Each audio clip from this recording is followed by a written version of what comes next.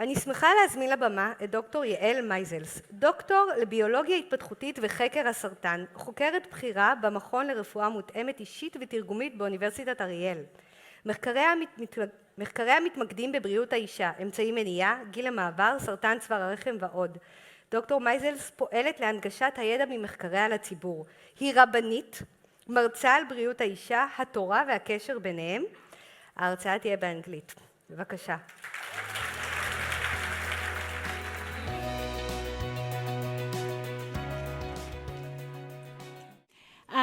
When I tell people that I do research on hormonal contraception, usually they say, I have a story to share with you. I've heard hundreds of stories of women about their experiences with contraception and family planning. People stop me on the street. Once I went to Jerusalem to a new mikveh that I've never been to before, and the mikveh lady held me there for 20 minutes telling me her crazy stories. People tell me stories all the time. Everyone has a story, and usually they're not great. I'm going to share one story with you, one story that I found to be very powerful. A young woman got engaged. Around the time of her engagement, she started suffering from anxiety. She never suffered from anxiety before, but she figured maybe it's connected to the wedding planning. Weddings can be stressful. After the wedding, the anxiety still was there. She felt these panic attacks. It affected her day-to-day life. It affected her relationship with her husband. It affected her work. She didn't know what to do. So she went to her doctor, and the doctor said, let's try therapy. She started with a therapist. She went religiously every week for therapy. But the anxiety was still there. Sometimes it got a little bit better. Sometimes it got a little bit worse. But it never disappeared. Until, after 3 years of therapy, all of a sudden, it disappeared. What changed? What was the difference? She and her partner decided to start a family, and she stopped taking the pill. The pill, the hormonal contraceptive, estrogen and progesterone that so many of us in our lives have taken. Once she stopped, the anxiety disappeared. No one thought to discuss her use of contraception with her when she complained about anxiety. Not her doctor, not her therapist, not her endocrinologist. No one discussed it. And that's because when women come to speak to their doctor about getting a prescription for some kind of contraception, they have lots of thoughts, but they have different thoughts. They're almost on two different planes. Women are thinking, what's best for me? Are there going to be any side effects?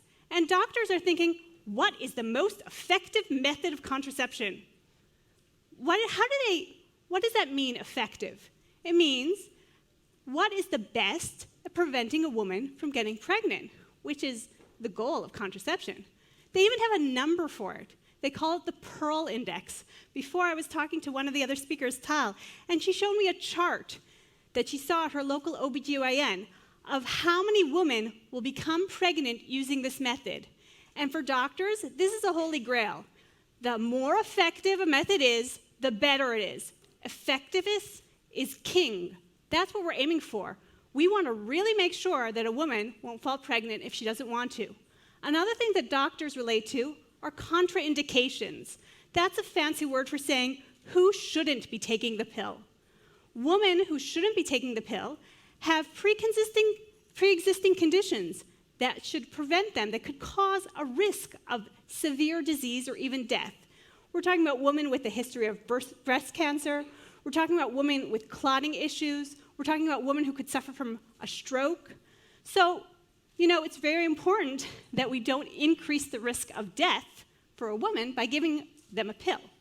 On the other hand, what's not on the top priority of the doctor's list? Side effects. Side effects that aren't severe, side effects that aren't life-threatening. The question about side effects in the official guidelines is, are you worried about any side effects? No listing of specific ones, no talking about statistics. And that's partly because that's the data that they have. When I started my study on hormonal contraception, I did a lot of research on what's found in the literature. Because if you write a paper that someone's written before, no one's going to publish it. What are the papers that have been written on hormonal contraception? One is a very general style of paper where they say, We interviewed 1,000 women who took hormonal contraception, and this is what they said, but they don't have any specifics about different types. They ask a general question like, have you taken any kind of contraception in your life? And then they talk about their experiences.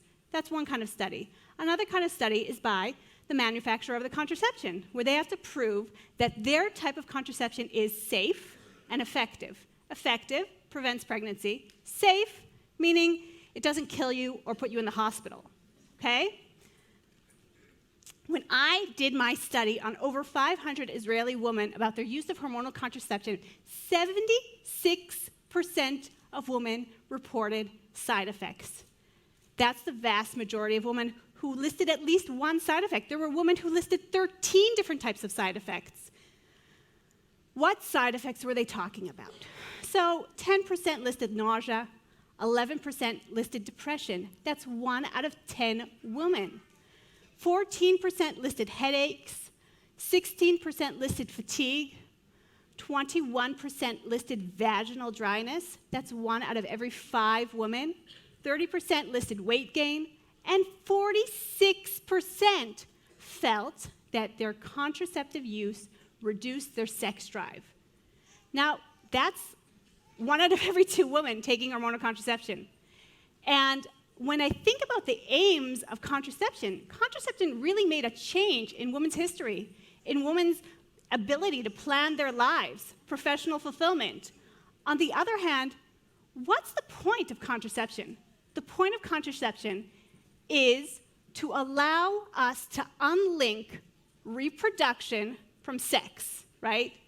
We all know that at a certain point in history, sex meant having a baby, or at least the chance of having a baby. You know, some people brought live examples here to show us, to remind us what that means.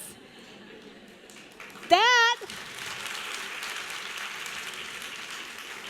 was the reality of women. There were all sorts of kind of homemade solutions and, you know, different processes that weren't really that effective to avoid pregnancy, but the pill, invented in 1960, really allowed women to all of a sudden decide, is this a time where I want to have a baby or not? Okay? On the other hand, if we're saying we're going to allow for reproduction, or if we're going to allow for sex without getting pregnant, well, what kind of sex life are we allowing? What kind of sex life are we enabling if 50% of women feels like it reduces their libido, and 20% of women think that it increased their vaginal dryness, and 10% of women say it led to depression? What kind of depressed woman with a dry vagina and no libido is going to want to have sex?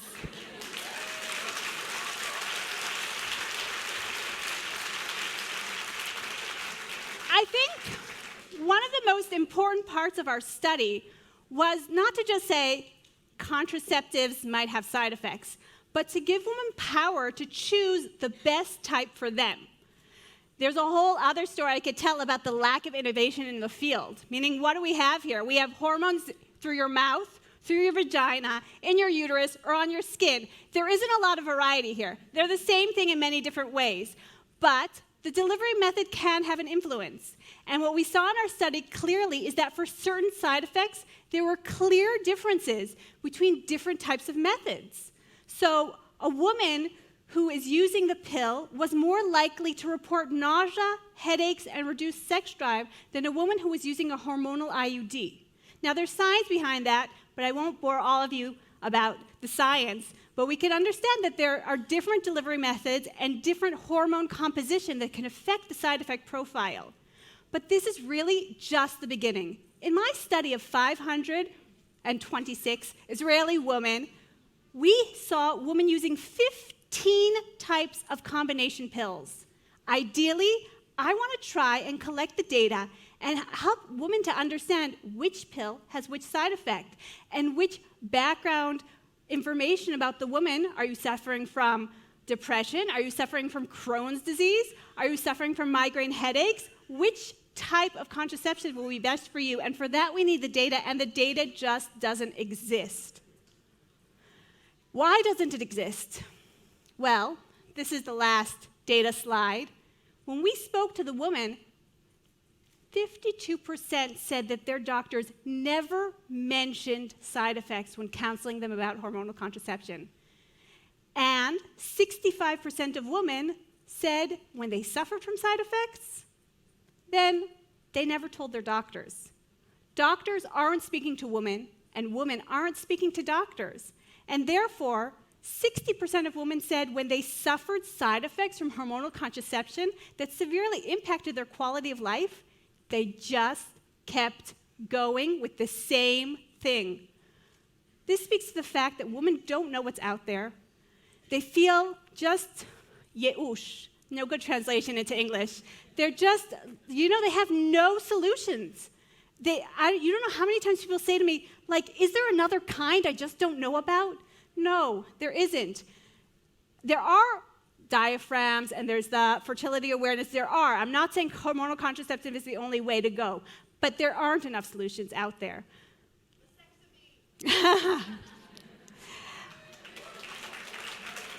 So I want to collect the data to be able to change the conversations that women are having with their healthcare providers. I want us to say, that women to be able to say, let's use the data and let's make the best decision for me. And I want the doctors to also say, what's important for you? Not to focus on efficacy, what's the best statistic, not to focus just on life-threatening side effects. Until now, the science has largely been focused on life-threatening side effects. And that's important. We would hate for anyone to increase the risk of death by taking a pill to prevent pregnancy. On the other hand, we have to move beyond life-threatening side effects, and we have to take into account quality of life. Thank you very much.